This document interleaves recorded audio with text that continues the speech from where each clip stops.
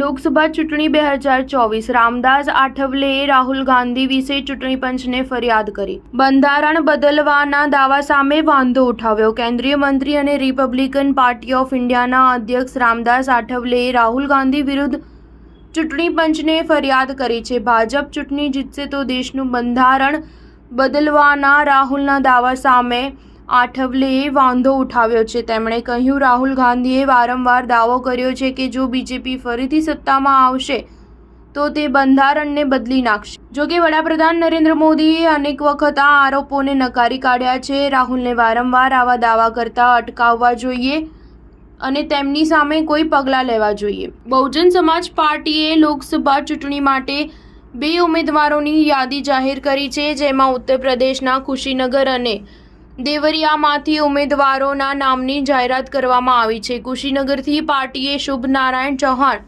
અને દેવરિયાથી સંદેશ યાદવને ટિકિટ આપવામાં આવી છે. મધ્યપ્રદેશના બેતુલ લોકસભા ક્ષેત્રમાં મુલતાઈના 4 મતદાન મથકો પર 10 મેના રોજ ફરીથી મતદાન થશે. આ માટે પંચે બુધવારે આદેશ જાહેર કર્યા છે.